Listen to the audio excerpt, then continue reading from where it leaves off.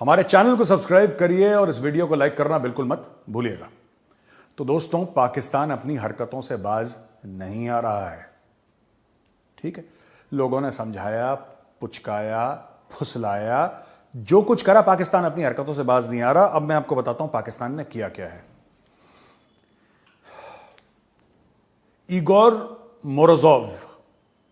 Morozov जो है, ये member of the defence committee of the federation council, ये रशिया की एक डिफेंस कमिटी है फेडरेशन काउंसिल की, उसके मेंबर हैं, बड़े सीनियर पॉलिटिशियन है रशिया के। उन्होंने बोला है कि यूक्रेन और पाकिस्तान न्यूक्लियर वेपन्स की टेक्नोलॉजी बनाने की बात कर रहे हैं।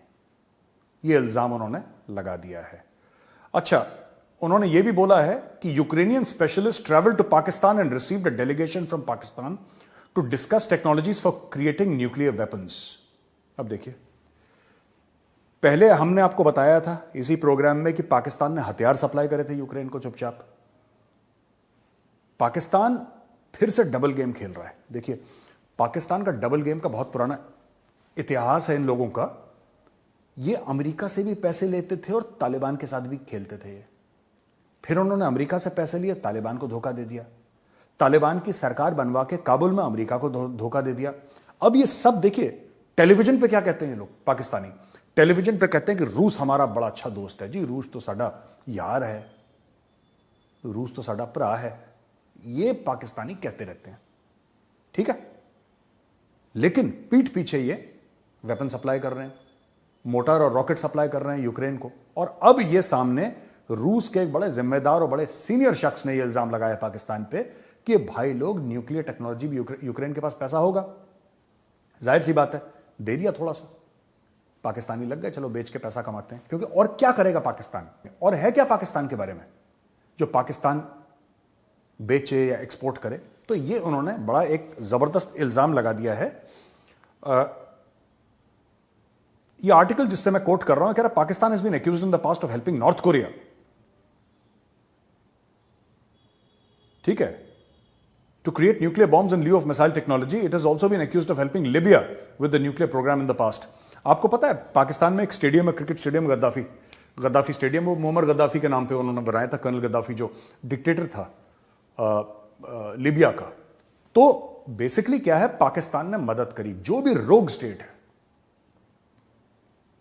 जैसे लीबिया, ठीक है, जैसे नॉर्थ कोरिया, उनको न्यूक्लियर टेक्नोलॉजी। तो इसीलिए उसको जेल में डाला था वो अब्दुल कदीर खान जो था पाकिस्तान का, so called father of the Pakistani bomb, nuclear bomb, Abdul Qadeer Khan को जेल में डाला परवेज मुशर्रफ ने।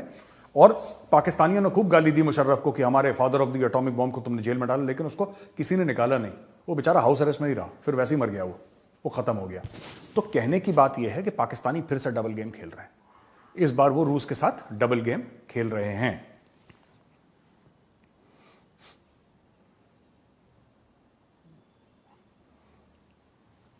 अच्छा, हमने आपको बताया था कल कि शहबाज शरीफ चीन गया और शी जिनपिंग से सपोर्ट मांगना। शी जिनपिंग ने बोला ठीक है, हम तुम्हारा सपोर्ट कर देंगे, सीपैक को दोबारा बनाओ, क्योंकि इमरान खान ने सीपैक बंद करवा दिया था। अब शहबाज शरीफ आ रहा है दोबारा सीपैक बनवाने के लिए। 10 अरब डॉलर की, हमने कल बताया था ना आपको, 10 अरब डॉलर की इन्वेस्टमेंट लेकर आया। तो दोस्तों, ये जो 10 अरब डॉलर की इन्वेस्टमेंट है क्या? किसी पाकिस्तानी ने यह नहीं पूछा कि भाई तू 10 अरब ला रहा है चीन से, राइट, इसके कंडीशंस क्या हैं? क्योंकि शहबाज शरीफ कह रहा है इन्वेस्टमेंट, और यहां पे जिसने भी थोड़ा सा कॉमर्स पढ़ी और फाइनेंस पढ़ा हो उसको यह पता होगा कि इन्वेस्टमेंट पे आरओआई होता है, रिटर्न ऑन इन्वेस्टमेंट। तो जनाब, रिटर्न ऑन इन्वेस्टमेंट क्या है? किन शर्तों पे चीन ने यह पैसा लगाने की कोशिश करी है पाकिस्तान में, या लगाएगा, जो भी XYZ है, शर्तें क्या हैं? कब तक पाकिस्तान को पैसा वापस करना है?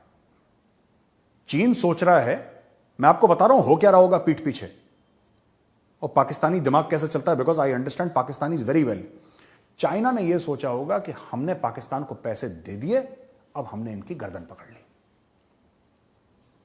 ठीक है। पाकिस्तानी ये सोच रहे होंगे कि तुम्हें गर्दन पकड़नी है, जो मर्जी पकड़ना है पकड़ो, हमने तुम्हारे पैसे वापस देने नहीं है वैसे भी, ठीक है। जिसकी इज्जत नहीं उसकी बेइज्जती क्या होगी, साफ सीधी बात। देयर, मैं इस चीज में पाकिस्तानियों को एडमायर करता हूं, दे वेरी क्लियर। जब पैसा ही वापस नहीं देना तो फिर टेंशन क्यों लेना? कि उसने 3% पे दिया, 8% पे दिया, 100% पे दिया उसने, उनको पैसा वापस ही नहीं करना उनका चाइना का। तो चाइना पैसे डालेगा, गड्ढे में चले जाएंगे। और चाइना ने जितने पैसे डाले हैं वो भी गड्ढे में गए हैं। 25-26 अरब डॉलर तो ये भाई लोग खा गए।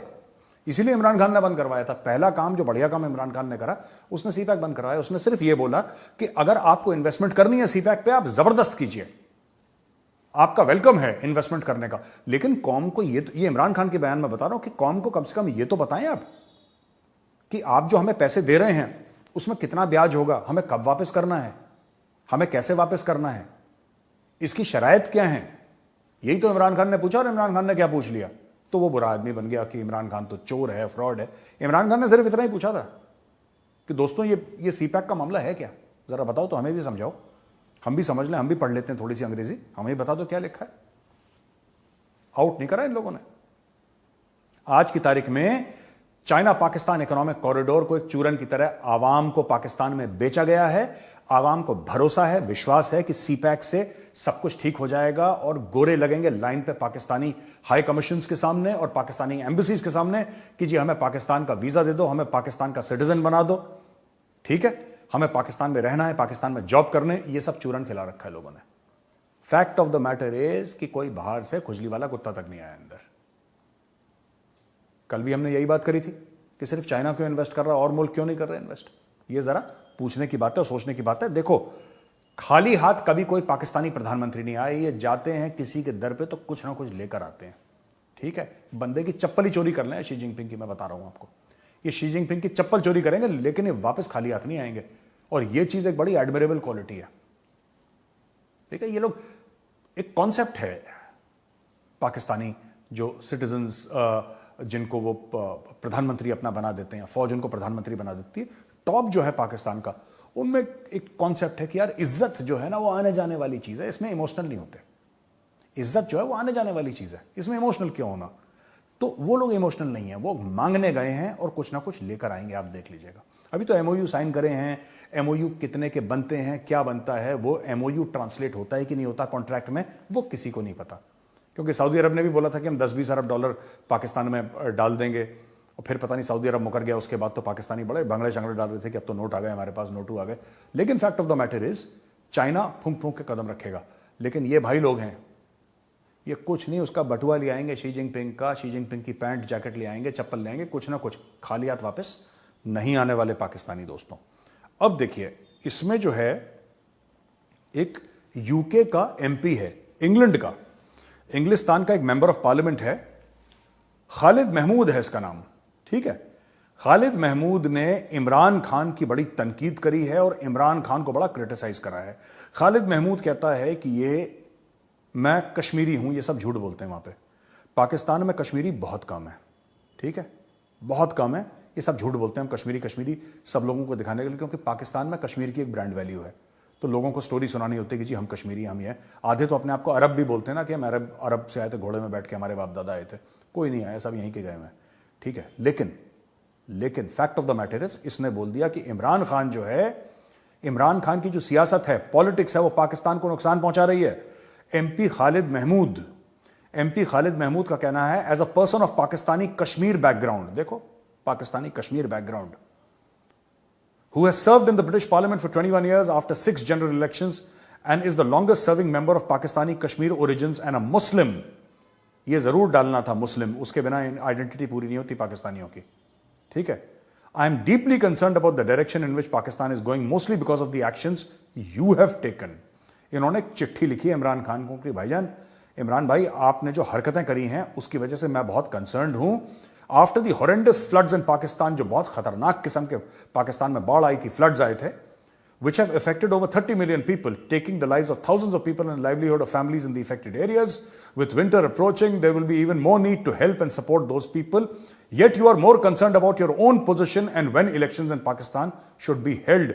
3 करोड़ से ज्यादा लोग इस फ्लड से इंपैक्टेड हैं, हजारों लोग मर गए, लोगों के घर बार खत्म हो गए, लोगों के घर बार अस्त व्यस्त हो गए, जिंदगी अस्त व्यस्त हो गई। लेकिन उनको हेल्प, उनको सपोर्ट, उनकी मदद करने के अलावा आप सारे काम कर रहे हैं और आपका सिंगल पॉइंट फोकस है कि भाई कुर्सी पे मैं कैसे बैठ जाऊं, ठीक है।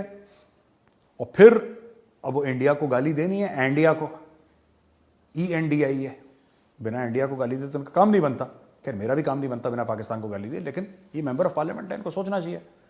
India has been cracking down on Indian occupied Kashmir since August 2019, suppressing the will of the Kashmiri people by abrogating Article 370 of the Indian Constitution and Article 15 of the Indian Constitution, silenced them, and their voices are still not heard because you think it is more critical that you be the only person to lead Pakistan. अच्छा, भारत जो है वो बड़ा जुल्म कर रहा है कश्मीरियों के ऊपर, और खास तौर से 370-35 से हटाने के बाद जुल्म मजीद बढ़ गया है भारत का। भारत की बर्बरता बढ़ गई है, भारत तशद्दुद कर रहा है, टॉर्चर कर रहा है, और तुम इमरान खान नियाजी सिर्फ इस चक्कर में पड़े हो कि मैं कुर्सी पे कैसे बैठ जाऊं।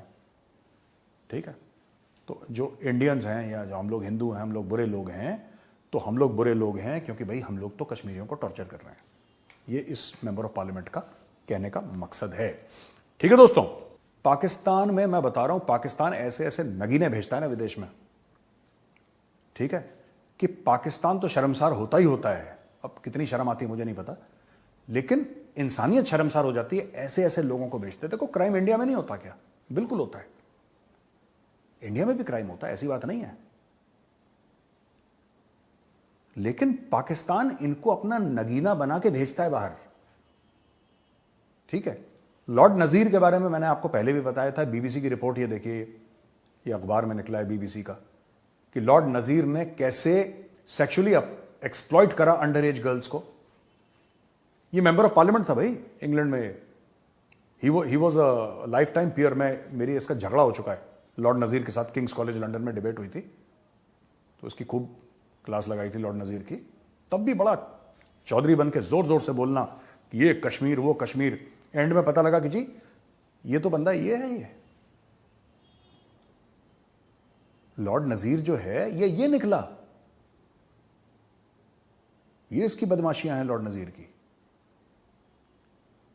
अंडर एज गर्ल्स को सेक्सुअली एक्सप्लॉइट करना, उनके साथ मारना पीटना। अब देखिए, मैं बता रहा हूं, वापस मुद्दे पर आऊंगा, लेकिन आपको जानना जरूरी है, जो मुनीर अकरम है, ठीक है, मुनीर अकरम है पाकिस्तान का रिप्रेजेंटेटिव यूनाइटेड नेशंस में। मुनीर अकरम ने जिस लड़की के साथ ये लिव इन रिलेशनशिप में था, उसको मार मार के इसने पता नहीं उसकी चटनी बना दी। ये अरेस्ट हो गया था यूएस में, फिर उसको रिलीज करवाया, कहां पे था, लंदन यूएस कहीं पे भी था। इसको गोरों ने अरेस्ट करा, फिर उसको छोड़ा, फिर वापस गया, फिर पाकिस्तान ने बोला यार अच्छा मुनीर अकरम साहब इधर आइए जरा। जी जनाब बताइए क्या है, आपने एक बेबस लड़की को पीटा? हां साहब पीटा। आपने क्या उसको बहुत बुरी तरीके से मारा और उसको एक्सप्लॉइट करा? जी जनाब। यार मुनीर अकरम साहब, you are the ideal Pakistani, आपको तो हम यूएन में एम्बेसडर बना के भेजेंगे, क्योंकि आपसे ज्यादा कौन पाकिस्तान को रिप्रेजेंट कर सकता है, आप बताइए। तो उसने बोला साहब कोई नहीं कर सकता, मैं तो दोबारा जाके पीटूंगा वहां पे लड़कियों को। तो मुनीर अकरम, इनका ये फोटो देखिए मुनीर अकरम की, मुनीर अकरम बन गया वहां पे UN Pakistan permanent this thing. अब ये पाकिस्तानी ओरिजिन का है, मैंने आपको दो का बताया, लॉर्ड नजीर का और मुनीर अकरम का। अब ये जो भाई है अपना, जिसके बारे में हम लोग बात कर रहे हैं, खालिद महमूद जो बोल रहा था ना कि कश्मीर में भारत ये कर रहा है वो कर रहा है, खालिद महमूद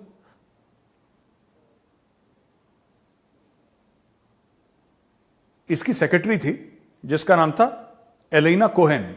वो एक यहूदी थी, वो एक ज्यू थी। तो भाई साहब का उसके साथ अफेयर चला, चलो कोई बात नहीं, इसका पर्सनल मामला है।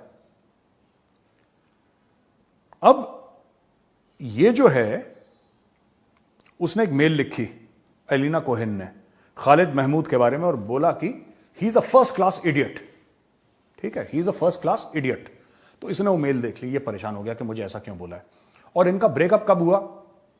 जब ये ज्यादा इमोशनल हो गया और उसने बोला उससे, जो एलेना कोहेन थी, उसको बोला कि आप मेरी दूसरी बेगम, एक तो है मेरी ऑलरेडी, आप मेरी दूसरी बेगम बनिए। वो चमक गई, उसने बोला तुम्हारा दिमाग खराब है, दूसरी बेगम तीसरी बेगम चौथे, हमारे यहाँ ऐसा नहीं चलता। तो बोला कि नहीं तुम दूसरी बेगम बन जाओ। तो फिर इनका ब्रेकअप हो गया। और फिर पाकिस्तान में बता रहा हूं, ये ऐसे ऐसे नगीने भेजते हैं बाहर, ऐसे नगीने भेजते हैं, और ये हीरोज हैं पाकिस्तान के भाई, ये हीरोज हैं पाकिस्तान के।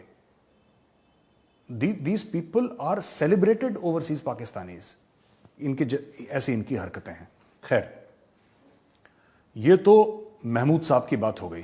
ठीक है, मुझे यार इमरान खान बड़ा पसंद है, मैं बता रहा हूं आपको। ये आदमी जो है हीरा है, एकदम हीरा, कोहिनूर। ये कोहिनूर 2.0 है। इमरान खान ने क्या कह दिया, इतनी बड़ी बात इमरान खान ने कह दी कि अपने आप को कंपेयर करा शेख मुजीबुर रहमान के साथ। शेख मुजीब कौन था? शेख मुजीब वो था जिसको बंगा बंधु कहते हैं, जिसकी वजह से बांग्लादेश बना।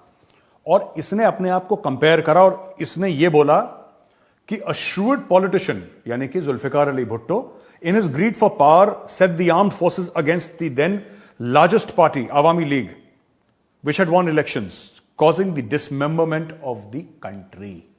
आप समझ रहे हैं इमरान खान कितना बड़ा बयान है? इमरान खान यह कह रहा है कि तुम मेरे साथ वही कर रहे हो जो तुमने, यानी पाकिस्तानी फौज ने जो करा था उस वक्त शेख मुजीबुर रहमान के साथ, और कंधा किसका था? जुल्फिकार अली भुट्टो का। यानी कि इस बार पाकिस्तानी फौज शहबाज शरीफ और नवाज शरीफ का कंधा इस्तेमाल कर रही है और इमरान खान के खिलाफ वही कार्रवाई कर रही है जो उस समय जुल्फिकार भुट्टो का कंधा इस्तेमाल करके शेख मुजीबुर रहमान के। एक तो ये शेख मुजीबुर रहमान की पैर की जूती के बराबर नहीं है, ठीक है। मैं इमरान खान को सपोर्ट करता हूं, लेकिन देखो बंगा बंधु हीरो है। खान साहब आप ना इतनी लंबी छलांगे ना मारे हैं आप।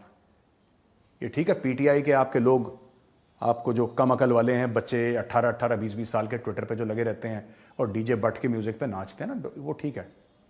You don't have the intellectual capacity, you don't have the intellectual capacity of Sheikh Mujibur Rahman, you don't have the moral fibre of Sheikh Mujibur Rahman, and आपके पास वो लीडरशिप है ही नहीं। शेख मुजीबुर रहमान ने तो बहुत सफर करा है अपनी लाइफ में।